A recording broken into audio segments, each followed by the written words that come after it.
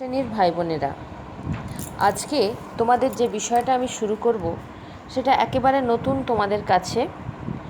সেটা হচ্ছে শিল্পের অবস্থানের তত্ত্বসমূহ। তোমাদের সিলেবাসে দুটো তত্ত্ব রয়েছে, একটা হচ্ছে ওয়েবারের তত্ত্ব আর একটা লসের তত্ত্ব। তো আজকে আমি ক্লাসে ওয়েবারের শিল্পস্থানিকতা তত্ত্ব বা ওয়েবার্স থিওরি অফ ইন্ডাস্ট্রিয়াল লোকেশন বিষয়টি নিয়ে আলোচনা করছি। দেখো, ওয়েবারের শিল্পের অবস্থান সংক্রান্ত ন্যূনতম ব্যয়তত্ত্ব বিষয়টা তোমাদের কাছে শুনলেই খুব কঠিন মনে হচ্ছে, কিন্তু জিনিসটা খুবই সহজ।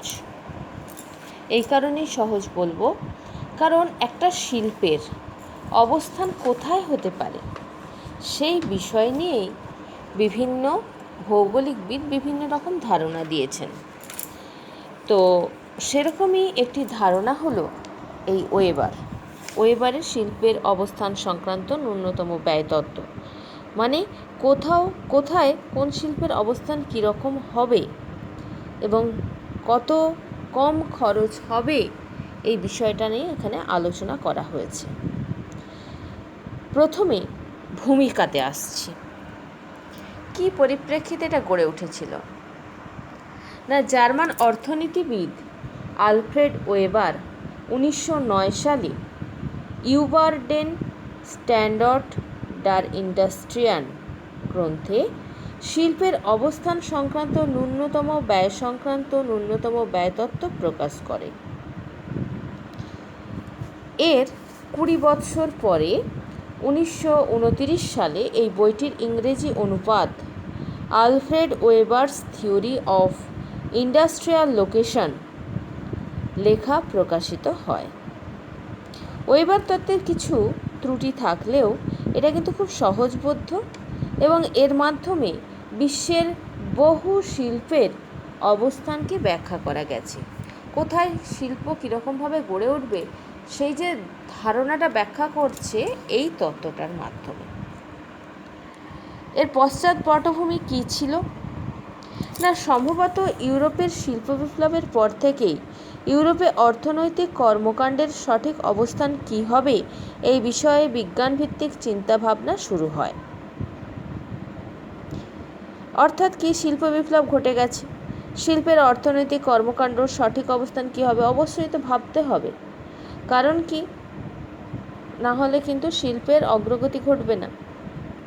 1820 সালে জার্মান অর্থনীতিবিদ ভন থুনেন তার বিখ্যাত লোকেশন রেন্ট প্রকাশ করেন।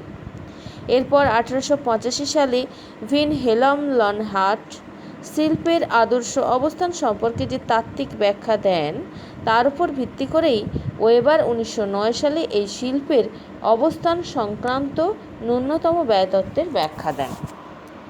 বিষয়টা হচ্ছে কি, প্রথমে ভন থুনেন তিনি একটা ধারণা দিয়েছিলেন, তার পরবর্তীকালে লনহার্ট তিনি একটা ধারণা দিয়েছেন।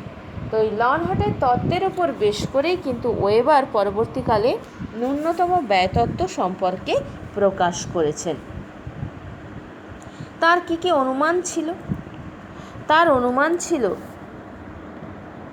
প্রথম হচ্ছে একটা শিল্প যে গড়ে উঠবে তার অবস্থান বা প্রকৃতি কি হবে, কোথায় গড়ে উঠবে শিল্পটা না, যে অঞ্চলে গড়ে উঠবে সেই অঞ্চলটিকে স্বাধীন সার্বভৌম সরকারের অধীনে থাকতে হবে, এক বা অভিন্ন হতে হবে। প্রকৃতিতে কোনো বৈচিত্র্য থাকা চলবে না, অর্থাৎ যদি প্রতিকূল পরিবেশ হয় তাহলে কিন্তু অসুবিধা হবে শিল্প গড়ে উঠতে। তৃতীয় হচ্ছে সমপ্রকৃতির জলবায়ু থাকবে সেখানে। চতুর্থ, একই সম্প্রদায়ের মানুষ সেখানে বসবাস করবে, এদের কারিগরি দক্ষতা একরকম হওয়া দরকার। স্থানটিতে কোনো রাজনৈতিক দলাদলি থাকবে না। তোমরা আগের দিনই একটা শিল্পের অবস্থান কীরকম হবে তার ভৌগোলিক পরিবেশ সম্পর্কে জেনেছ। সুতরাং একটা শিল্প গড়ে উঠতে গেলে যে বিষয়গুলো থাকে অবস্থান প্রকৃতিতে, সেই বিষয়গুলোই কিন্তু এখানে উল্লেখ করেছেন ওয়েবার। দ্বিতীয় হচ্ছে, কোনো একটা শিল্পে কাঁচামাল তো অবশ্যই গুরুত্বপূর্ণ ভূমিকা গ্রহণ করে। তো কাঁচামালের ক্ষেত্রে কী ধরনের ধারণা তিনি করেছিলেন না, তিনি করেছিলেন প্রথম হচ্ছে 1 নম্বর সর্বত্র প্রাপ্ত কাঁচামাল, যেমন জল, বাতাস প্রভৃতি এগুলো সর্বত্র পাওয়া যায়, এদের অ্যাভেলেবিলিটি থাকতে হবে। দ্বিতীয় হচ্ছে যেসব কাঁচামাল কোনো বিশেষ জায়গায় সীমাবদ্ধ, যেমন কয়লা, আকরিক লোহা, ইস্পাত, এগুলো হচ্ছে বিশেষ কোনো জায়গায় অবস্থান করে, তাই এগুলো কেন্দ্রীভূত কাঁচামালের অন্তর্গত। তো এই কেন্দ্রীভূত কাঁচামালকে আরও দুভাগে তিনি ভাগ করেছিলেন: বিশুদ্ধ বা খাঁটি কাঁচামাল, অবিশুদ্ধ বা ওজন হ্রাসকারী কাঁচামাল। এইভাবে কাঁচামালের অবস্থান কোথায় কীরকম আছে সেটা কিন্তু লক্ষ্য রাখতে হবে। তৃতীয় অনুমান তিনি করেছেন শ্রমিকের ব্যাপারে। শ্রমিকের উৎস, যোগান, মজুরি কিন্তু নির্দিষ্ট থাকবে। চতুর্থ হচ্ছে পরিবহন ব্যয়। পরিবহন ব্যয় নির্ভর করবে বস্তুর ওজন ও কত দূরত্বে থেকে বস্তুটিকে আনা হচ্ছে তার উপর কিন্তু নির্ভর করবে। বাজারে উৎপাদিত দ্রব্যের চাহিদা সীমাহীন হতে হবে এবং বাজার হবে পূর্ণাঙ্গ প্রতিযোগিতার অন্তর্গত, তবেই কিন্তু সেখানে শিল্প আরও অগ্রগতি লাভ করতে পারবে। তোমাদের কি মনে হয়, যে শিল্পটা গড়ে উঠছে সেখানে কাজ করার জন্য প্রচুর লোকের প্রয়োজন? পরিবহন ব্যয়, অর্থাৎ পরিবহন ব্যয়টা কীরকম নির্ভর করবে না বস্তুর ওজন কেমন আছে। কোনো একটা ভারী বস্তু সেটা কিন্তু বেশি দূর পর্যন্ত পরিবহন করা যাবে না, সুতরাং কি বস্তুর ওজন কেমন আছে এবং বস্তুটা কত দূরে আনা হচ্ছে সেই দূরত্বটাও কিন্তু এখানে গুরুত্বপূর্ণ একটা প্রভাব বিস্তার করবে। যত দূরত্ব হবে তত কিন্তু পরিবহন খরচ বাড়বে, তখন সেটা কিন্তু দ্রব্যের মূল্যের সঙ্গে যোগ হয়ে যাবে। নেক্সট হচ্ছে বাজারের ক্ষেত্রে দেখতে হবে যে সীমাহীন চাহিদা থাকবে, সেখানের মানুষের সীমাহীন চাহিদা থাকবে এবং ওই যে দ্রব্যটা উৎপন্ন হচ্ছে ওই দ্রব্যটার সমকক্ষ বিভিন্ন দ্রব্য বাজারে এমনই ঘোরাফেরা করবে যে সেই প্রোডাক্টটা চেষ্টা করবে কি আরও উন্নতি করতে, ফলে কি পূর্ণাঙ্গ প্রতিযোগিতা থাকবে। এই হচ্ছে তার অনুমান সমূহ ছিল। এরপর শিল্প স্থাপনের উপযুক্ত অবস্থান সংক্রান্ত তত্ত্ব। তাহলে ওয়েবার একটা শিল্পের অবস্থান সংক্রান্ত তত্ত্ব দিয়েছিলেন, তাতে তিনি কিছু অনুমান করেছিলেন, সেগুলো নিয়ে আমি আলোচনা করলাম। এরপরে যে শিল্পের অবস্থান কেমন হবে সেই অবস্থান সংক্রান্ত তিনি কিছু তত্ত্ব দিয়েছেন, সেইগুলো আমি আলোচনা করব।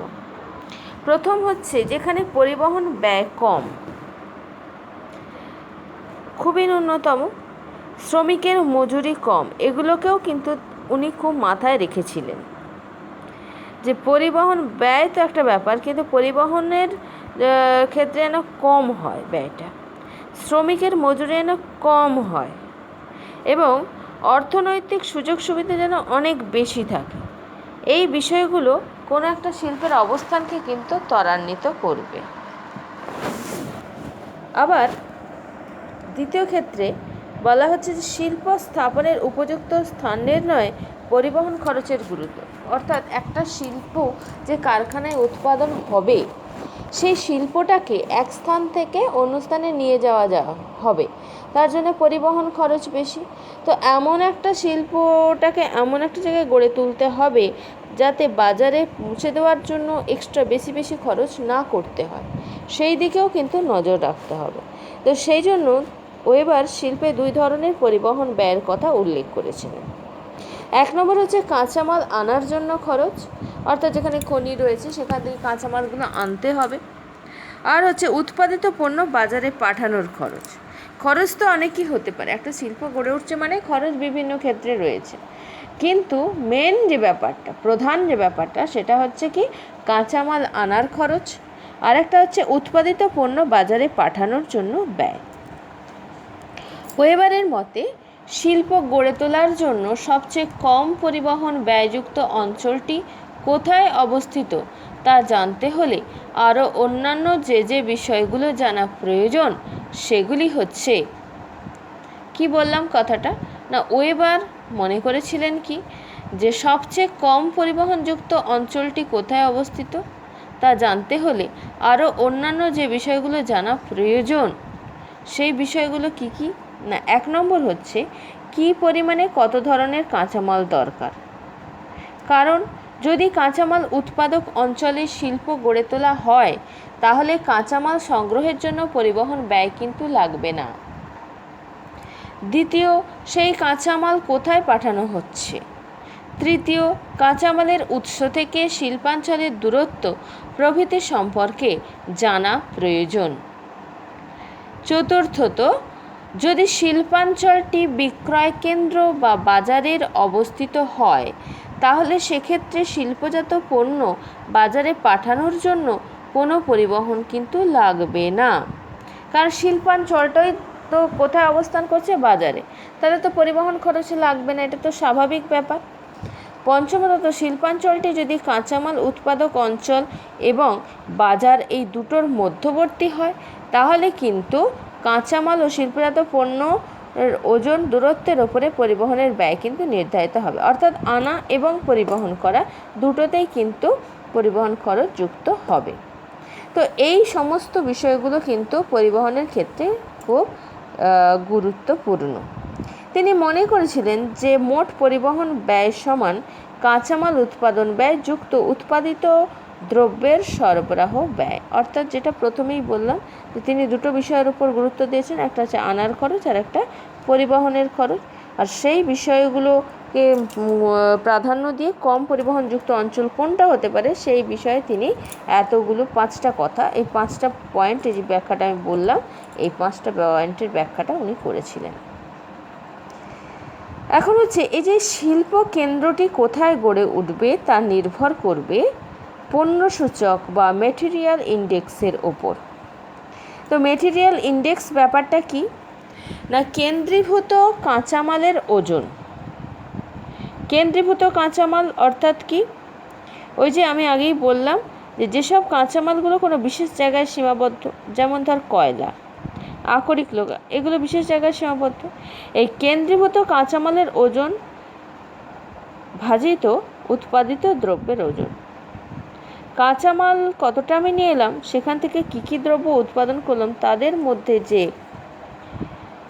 অনুপাত সেটাই কিন্তু মেটেরিয়াল ইন্ডেক্স। এক্ষেত্রে কাঁচামালের পণ্যসূচক 1-এর বেশি হয় তাহলে শিল্পটি কাঁচামালের উৎসের কাছে গড়ে উঠবে, আর অন্যদিকে যদি পণ্যসূচকের মান 1-এর কম হয় তাহলে শিল্পটি বাজারের নিকট গড়ে উঠবে। এটা কিন্তু তোমরা মনে রাখবে, কাঁচামালের পণ্যসূচক যদি 1-এর বেশি হয় তাহলে শিল্পটি কাঁচামালের উৎসের কাছে গড়ে উঠবে, আর যদি পণ্যসূচকটি 1-এর কম হয় তাহলে কিন্তু শিল্পটি বাজারের নিকট গড়ে উঠবে।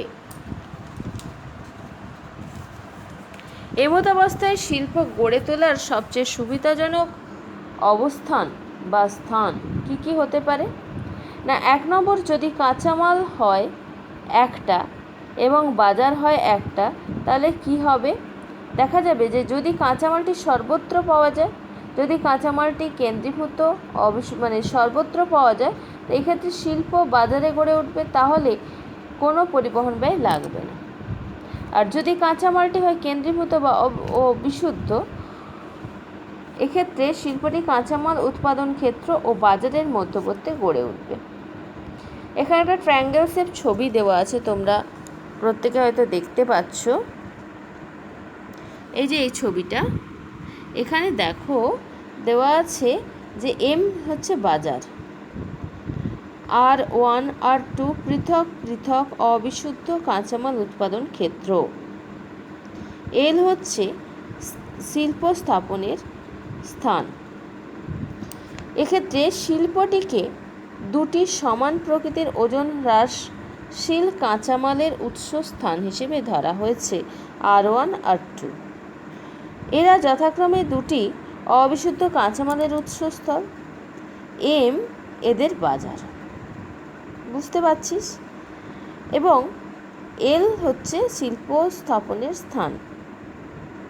তাহলে দেখা যাচ্ছে কি R1 R2 বাজার থেকে সম দূরত্বে অবস্থিত হওয়ায় এল এখানে শিল্প স্থাপন করলে পরিবহন ব্যয় সবচেয়ে কম হবে, অর্থাৎ এল হলো ন্যূনতম পরিবহন ব্যয়সূচক স্থান। কারণ কি দেখ, এই যে R1 R2 এই যে দুটো জায়গাতে কি কাঁচামাল উৎপাদন হচ্ছে, এই কাঁচামাল উৎপাদন হচ্ছে এবং মাঝে যদি বাজারটা হয় তাহলে কাঁচামাল আনার ক্ষেত্রে সুবিধা রয়েছে। আবার এদের এল থেকে মার্কেটের দূরত্বটাও সমান, তাহলে কাঁচামাল আনার স্থানটাও সমান, এর মার্কেট থেকে শিল্পের অবস্থানটাও সমান। এরকম যদি অবস্থানের লোকেশনটা হয় তাহলে কিন্তু অনেক বেশি সুবিধা হবে। এরপরে এটা গেল কি, যদি একটা কাঁচামাল হয়, যদি কাঁচামাল হয় একটি এবং বাজার হয় একটি। এরপরে দেখা হচ্ছে যদি কাঁচামাল হয় দুটি এবং বাজার হয় একটি, সেক্ষেত্রে কি হবে না, ওয়েবারের মতে যদি কাঁচামাল হয় দুটি, বাজার হয় একটি, তাহলে শিল্পগুলি 6টি জায়গায় গড়ে উঠতে পারে। দুটি কাঁচামাল সর্বত্র হলে বাজার গড়ে উঠবে। একটি সর্বত্র প্রাপ্ত কিন্তু অপরটি কেন্দ্রীভূত কাঁচামাল হলে শিল্পটি বাজার বা বিক্রয় কেন্দ্রে গড়ে ওঠার কারণ হচ্ছে কি না, একটি কাঁচামাল সব জায়গায় পাওয়া যায় এবং আরেকটি কাঁচামাল বিশুদ্ধ শ্রেণীর, অর্থাৎ কাঁচামাল উৎপাদিত পণ্যের ওজনের সঙ্গে কোনো পার্থক্য থাকে না। এরপর হচ্ছে একটি কাঁচামাল সর্বত্র প্রাপ্ত কিন্তু অপরটি ওজন হ্রাসকারী অবিশুদ্ধ কাঁচামাল। এরকম যদি হয় সেক্ষেত্রে শিল্প কোথায় গড়ে উঠতে পারে? দুটি কাঁচামাল যদি বিশুদ্ধ শ্রেণীর হয় তাহলে শিল্প কোথায় গড়ে উঠতে পারে? একটি কাঁচামাল বিশুদ্ধ, একটি কাঁচামাল অবিশুদ্ধ যদি হয় তাহলে শিল্প কোথায় গড়ে উঠতে পারে? দুটি কাঁচামালই যদি অবিশুদ্ধ হয় তাহলে কোথায় গড়ে উঠতে পারে? এই সম্পর্কে এই এতগুলো চেঞ্জ আছে, তোরা যখন পড়বি জিনিসটা একটু মাথায় করে রাখবি। সেটা হচ্ছে কাঁচামালের অবস্থানের ভিত্তিতে উনি বলেছেন। তো উনি প্রথমে বলছে যে যদি কাঁচামাল হয় একটি, বাজার হয় একটি, সেক্ষেত্রে কাঁচামালটা সর্বত্র প্রাপ্ত হবে, কাঁচামালটি কেন্দ্রীভূত অবিশুদ্ধ হবে এবং কাঁচামালটি ওজন হ্রাসশীল হবে। দ্বিতীয় ক্ষেত্রে বলছে যে যদি কাঁচামাল দুটো হয়, বাজারে একটা হয়, এর ক্ষেত্রে ভ্যারিয়েশনটা অনেকগুলো। একটা হচ্ছে দুটো কাঁচামাল সর্বত্র পাওয়া যেতে পারে, একটি সর্বত্র প্রাপ্ত অপরটি কেন্দ্রীভূত কাঁচামাল হতে পারে, একটি কাঁচামাল সর্বত্র প্রাপ্ত অপরটি ওজন হ্রাসকারী হতে পারে, দুটি কাঁচামাল বিশুদ্ধ শ্রেণীর হতে পারে, দুটি কাঁচামাল অবিশুদ্ধ শ্রেণীর হতে পারে, একটি কাঁচামাল বিশুদ্ধ, একটি কাঁচামাল অবিশুদ্ধ হতে পারে। এক্ষেত্রে বিভিন্ন ক্ষেত্রে কিন্তু পরিবহন ব্যয়গুলো কিন্তু পরিবর্তন হবে। এটা একটু ভালো করে নোটটা পড়বি, পড়লে জিনিসটা মাথায় ঢুকে যাবে। তাহলে পরিবহন ব্যয় সংক্রান্ত যে বিশেষ ব্যাপারটা কীরকম হবে বা কাঁচামালের অবস্থান কীরকম হবে সেটা বুঝতে পারলি। নেক্সট হচ্ছে আইসোটিম বা ডোপেন সংক্রান্ত ধারণা। এই আইসোটিম বা আইসোডোপেন এই বিষয় দুটো কি না, শিল্পের অবস্থান নির্ণয়ে পরিবহন ব্যয়ের ভূমিকা বিশ্লেষণের সময় ওয়েবার আইসোটিম এবং আইসোডোপেন নামে দুটি ধরনের রেখার কথা উল্লেখ করেন। প্রথম সেটা হচ্ছে আইসোটিম। এটা খুব সহজ, একটু ভালো করে বোঝার চেষ্টা কর। এখানে একটা ছবি তোরা দেখতে পাবি, এই যে আইসোটিমের ছবি। আইসোটিম কথাটির অর্থ হলো সমপরিবহন ব্যয় রেখা, অর্থাৎ সব জায়গায় পরিবহন ব্যয় রেখা, মানে সব জায়গায় সমান পরিবহন ব্যয়, তাই এটাকে বলা হচ্ছে কি আইসোটিম কথাটির অর্থ হচ্ছে সমপরিবহন ব্যয় রেখা। শিল্পে সাধারণত দুভাবে পরিবহন ব্যয় হয়, যথা কাঁচামাল আনার জন্য এবং বাজারে শিল্পজাত সামগ্রী পাঠানোর জন্য। একটা কাঁচামাল আনার খরচ, একটা শিল্পজাত সামগ্রী পাঠানোর খরচ।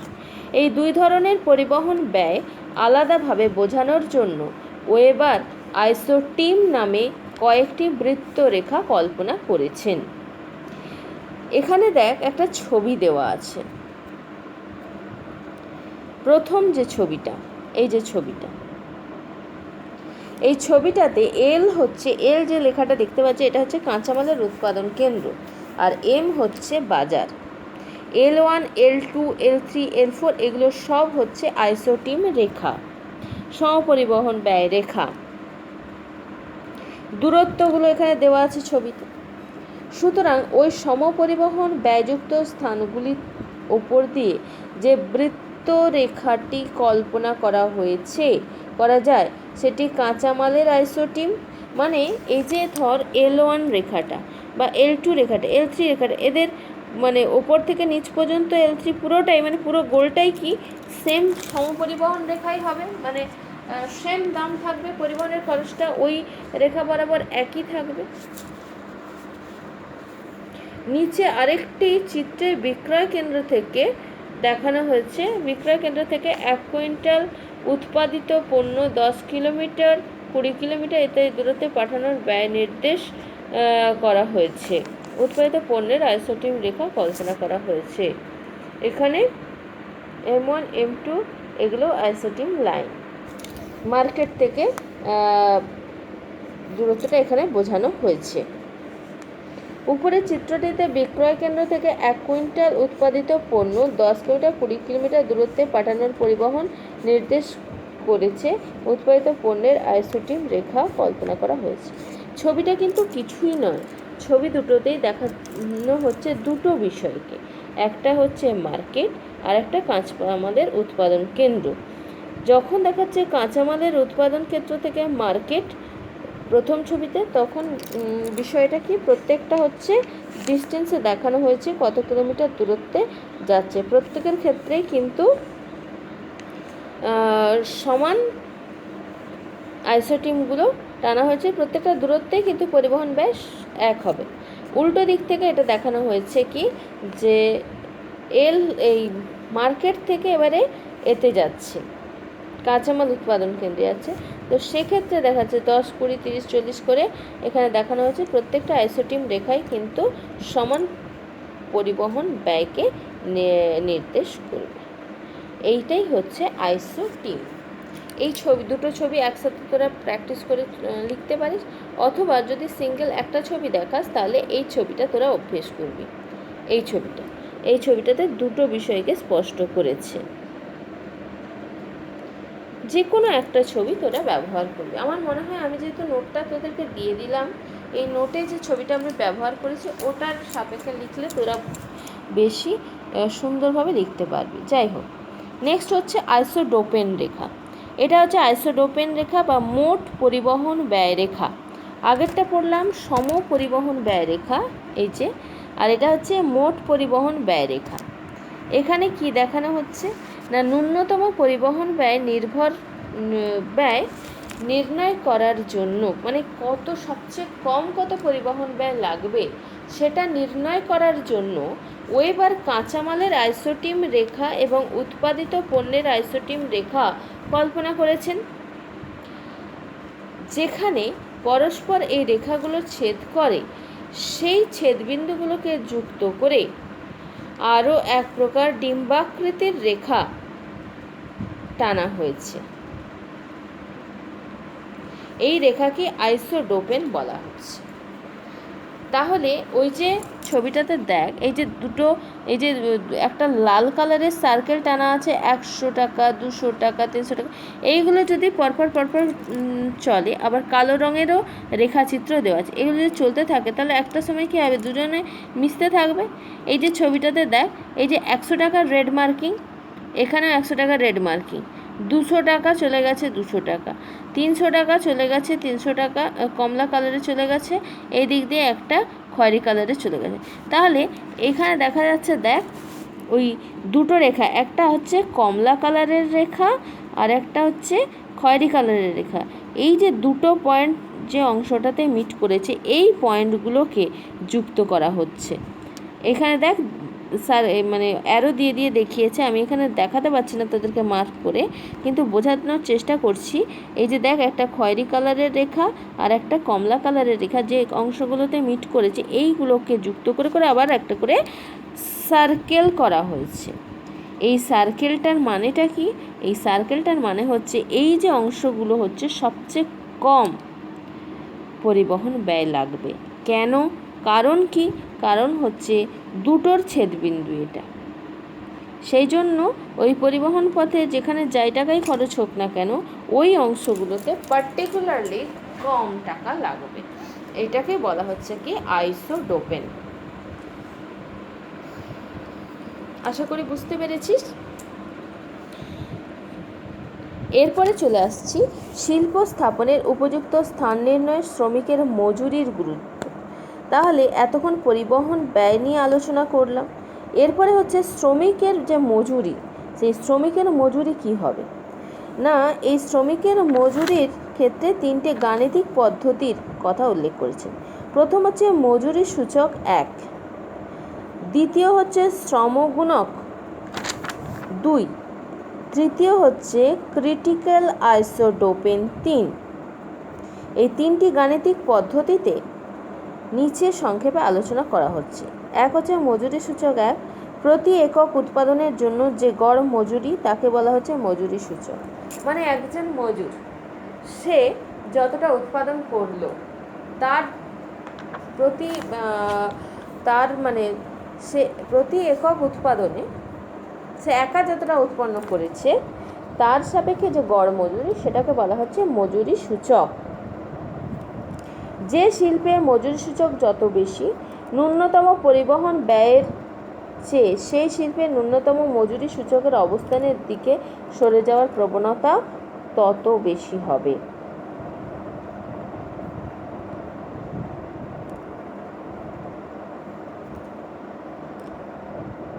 অর্থাৎ কি মজুরি সূচক বিষয়টা বুঝতে পারলি যে একজন মজুর কতটা পরিমাণ উৎপাদন করছে সেটাই তার কিন্তু মজুরি সূচক।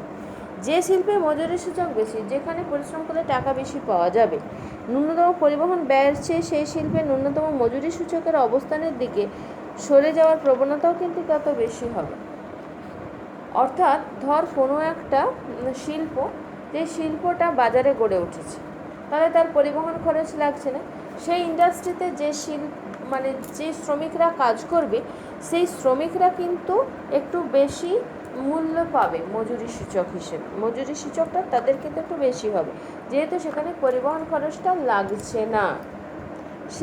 শিল্পাঞ্চলের লোকেরা মজুরদেরকে একটু বেশি অর্থ দিচ্ছে, তো সেক্ষেত্রে মজুরি সূচক 1 এতে পড়বে। আশা করি বুঝতে পেরেছিস। দ্বিতীয় হচ্ছে শ্রমগুণক। কোনো উৎপাদিত একক ওজন প্রতি মজুরি ও যে পরিমাণ কাঁচামাল ও উৎপাদিত দ্রব্য কোনো শিল্পে পরিবহন করার দরকার হয় তার সম্মিলিত ওজনের অনুপাতকে বলা হয় শ্রম গুণাঙ্ক। অর্থাৎ শ্রম গুণাঙ্ক মানে কি? কোনো উৎপাদিত একক ওজন, মানে একজন মজুর যে পরিমাণ দ্রব্য উৎপন্ন করতে পারে তার সাপেক্ষে তার যে মজুরি হয়, যে পরিমাণ কাঁচামাল ও উৎপাদিত দ্রব্য কোনো শিল্পে পরিবহন করার দরকার পড়ে তাদের সম্মিলিত ওজনের যে অনুপাত তাকে বলছে শ্রম গুণাঙ্ক। অর্থাৎ কি শ্রম গুণাঙ্কটা হচ্ছে কোনো একটা শিল্পে একজন মজুরের যে মজুরি, প্রতি একক উৎপাদনের মজুরি সঙ্গে ওই শিল্পে প্রয়োজনীয় কাঁচামাল এবং তার সাথে প্রয়োজনীয় ওই কাঁচামাল থেকে যে দ্রব্যটা উৎপাদিত হলো তা পরিবহন করার জন্য যে খরচ, এই তিনটে বিষয়ের যে অনুপাত এটাকে বলা হচ্ছে শ্রম গুণক। এই বিষয়ের ওপরেও কিন্তু মজুরিটা নির্ভর করবে। তৃতীয় হচ্ছে কি ক্রিটিক্যাল আইসোডোপেন।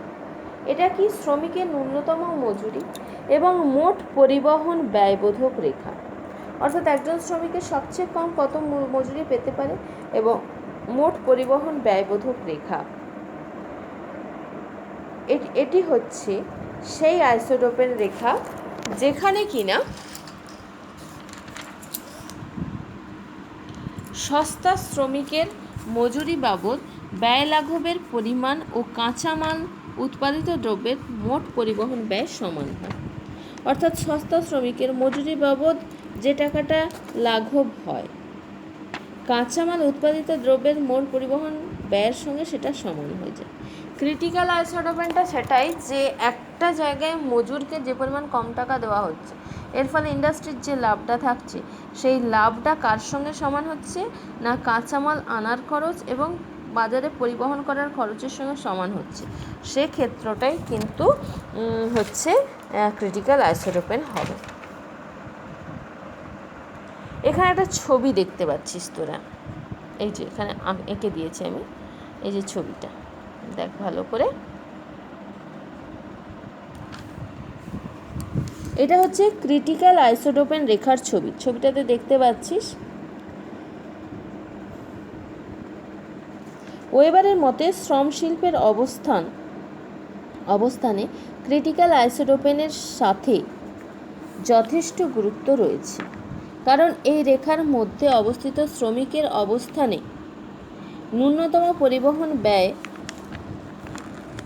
অবস্থানের তুলনায় নতুন শিল্প গড়ে তোলার পক্ষে অনেক বেশি আকর্ষণ ক্ষেত্র, এবং সেক্ষেত্রে শিল্প যদি ন্যূনতম পরিবহন ব্যয় অবস্থান ক1 থেকে স1, ক1টা কি, ক1 2 3 এগুলো কাঁচামালের উৎস, আর স1 স2 এগুলো সস্তা শ্রমিকের অবস্থান। তো সেই বলছে যে কাঁচামালের উৎস থেকে সস্তা শ্রমিকের অবস্থানে যদি সরে যায়, তাহলে কিন্তু শুধুমাত্র কাঁচামালের উৎস থেকে কাঁচামাল পাওয়ার সুযোগ ছাড়াও কাঁচামাল সংগ্রহের সম্ভাবনা বৃদ্ধি পায়।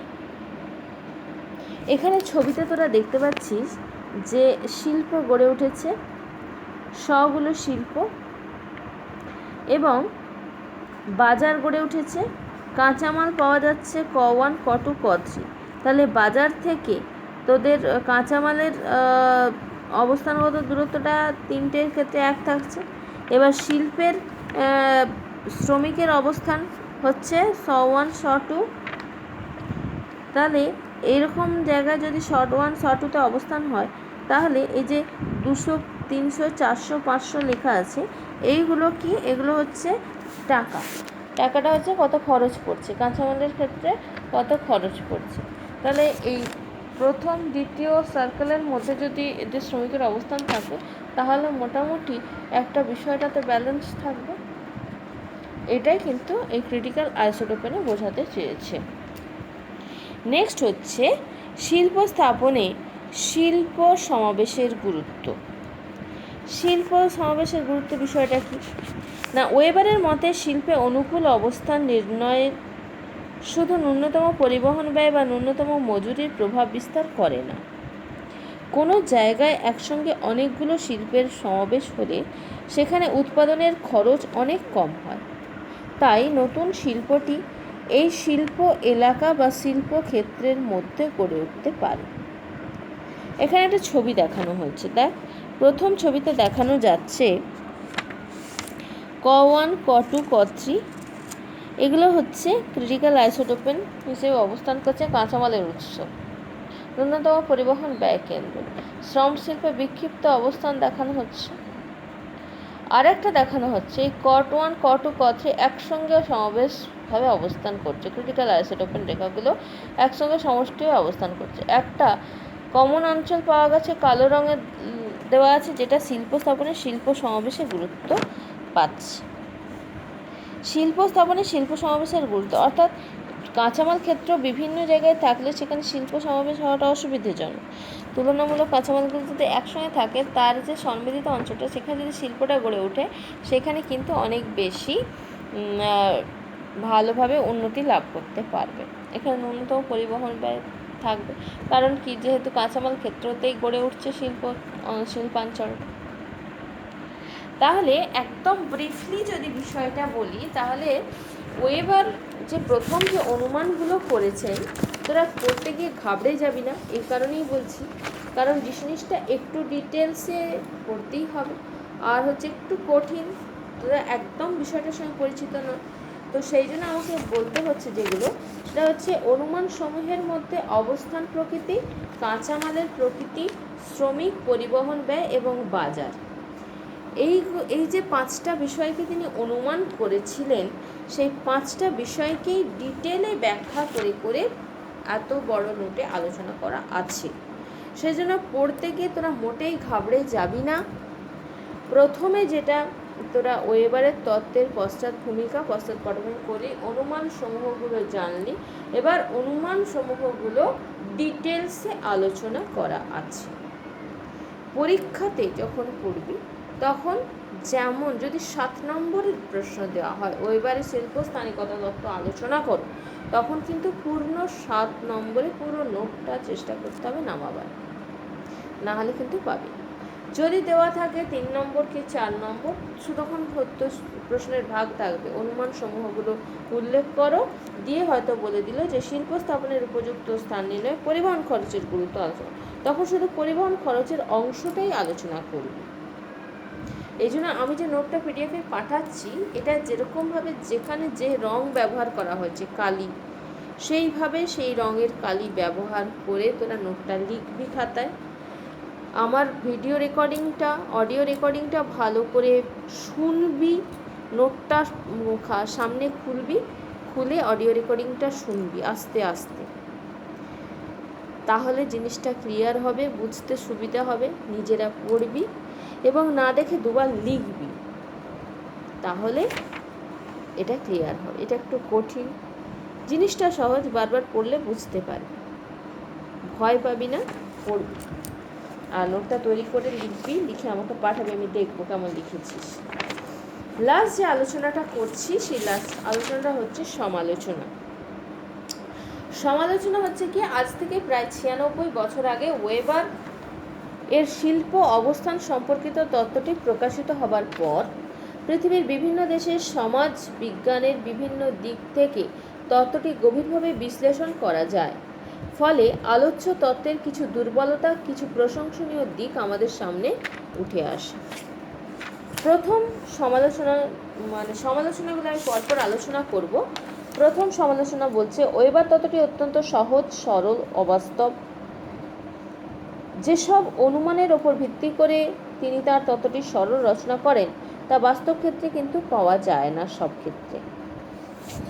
যদিও কিন্তু পশ্চাৎপটভূমিতে পড়েছে বিশ্বের অনেক দেশ এইটা তত্ত্বটাকে ভিত্তি করে শিল্প স্থাপন করেছে, কিন্তু অনেকটা ক্ষেত্রে আবার অবাস্তব।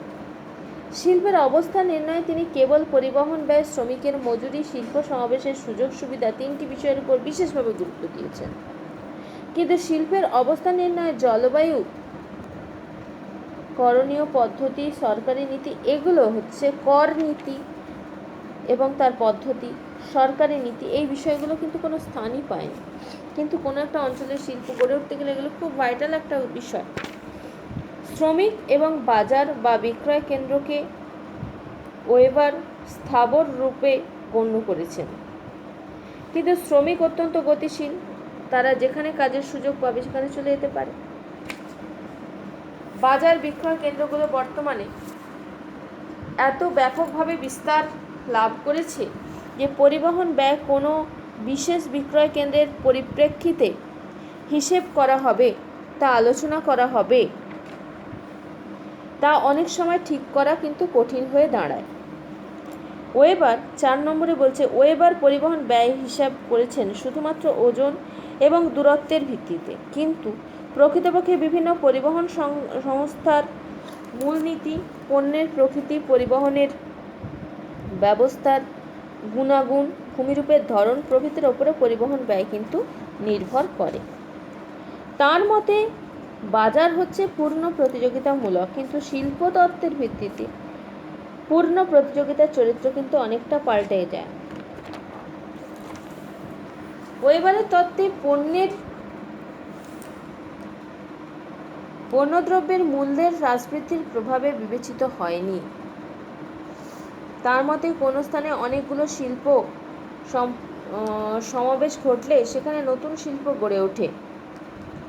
কিন্তু এই ধরনের শিল্পক্ষেত্রে জমির ক্রমবর্ধমান মূল্য, জীর্ণ পরিকাঠামো ইত্যাদি অসুবিধা বিবেচিত হয়নি। তার তত্ত্ব অনুসারে নতুন ব্যয়যুক্ত স্থানে শিল্প স্থাপিত নাও হতে পারে, কারণ সরকারি উদ্যোগে বা সামরিক প্রয়োজনে বা পরিকল্পিত শিল্প ব্যবস্থা বা শিল্পের বিকেন্দ্রীকরণের জন্য বহু শিল্প অন্য জায়গাতেও গড়ে উঠতে পারে। তাহলে এতগুলো বিষয় কিন্তু তার আলোচনায় সমালোচিত হয়েছে। উপসংহারে কি কি বলতে পারি? ওয়েবার এই তত্ত্বের কিছু কিছু অংশ, আর্থসামাজিক উপাদান তার আলোচনায় অনুপস্থিত। এত সব দোষ ত্রুটি থাকা সত্ত্বেও তার ন্যূনতম ব্যয়তত্ত্বটি আজও সমান প্রাসঙ্গিক। শিল্পের অবস্থান সম্পর্কিত তত্ত্ব সর্বপ্রথম একটি প্রণালীবদ্ধ তত্ত্ব, এটা সিস্টেমেটিক থিওরি। শুধুমাত্র তাই নয়, পরবর্তী পর্যায়ে শিল্পের অবস্থান সম্পর্কিত যে সমস্ত তত্ত্ব প্রকাশিত হয়েছে তার পটভূমি ওয়েবারের তাত্ত্বিক বিশ্লেষণের ওপর ভিত্তি করেই রচিত হয়েছে। কাজেই ওয়েবারের তত্ত্ব শিল্পের অবস্থানের ক্ষেত্রে একটা যুগান্তকারী সৃষ্টি। তোরা এই নোটটা একটু হাই স্ট্যান্ডার্ডে দেওয়া আছে, চেষ্টা করবি টেক্সট বইটা থাকলে ভালো করে পড়বি। ছোট্ট ছোট্ট প্রশ্ন হিসেবে আইসোটিন, আইসোটোপেন, ক্রিটিক্যাল আইসোটোপেন এগুলো ভালো করে তৈরি করবি। ওয়েবারের তত্ত্ব কিন্তু পরীক্ষায় আসে, 7 নম্বরের প্রশ্ন লিখতে দেওয়া হয়। প্রসঙ্গে একটা আলোচনার বিষয় থেকে গেছে, সেটা হচ্ছে ব্রেক অফ বাল্ক পয়েন্ট। ভূমিরূপের বন্ধুরতা ও পরিবহন মাধ্যমগুলির বিভিন্নতার কারণে যাত্রাপথের যে সকল স্থানে বাধ্যতামূলক বিরতি ঘটে সেই স্থানসমূহকে বলা হচ্ছে ব্রেক অফ বাল্ক পয়েন্ট। যেমন ধর, জলপাইগুড়ি থেকে কলকাতা হয়ে আন্দামান যেতে হলে কলকাতা থেকে জাহাজে করে অথবা এরোপ্লেন করে আন্দামান যেতে হবে। এক্ষেত্রে কলকাতা হচ্ছে আন্দামান যাওয়ার পথে ব্রেক অফ বাল্ক পয়েন্টের উদাহরণ। মানে কোথাও থেকে, মানে যেখানে তুমি থাকো সেখান থেকে কোনো গন্তব্যস্থলে যেতে হলে যেখানে যেখানে দাঁড়াচ্ছ সেগুলোই কিন্তু ব্রেক অফ বাল্ক পয়েন্ট। এখানে আজকের আলোচনা শেষ। তোদের বাড়ির কাজটা আমি দিয়ে দিচ্ছি। এই প্রশ্নের উত্তরটি ভালো করে তৈরি করবি, তৈরি করে লিখে পাঠাবি। যেখানে যে কালিগুলো ব্যবহার করা হয়েছে সেখানে সেইভাবেই তোরা তৈরি করবি। নোটটা সুন্দর করে ফ্রেশ করে লিখবি, লিখে ছবিগুলো আঁকবি সুন্দর করে, তারপর আমাকে পাঠাবি আর নিজেরা প্রশ্ন উত্তরটা তৈরি করে নিবি। ধন্যবাদ।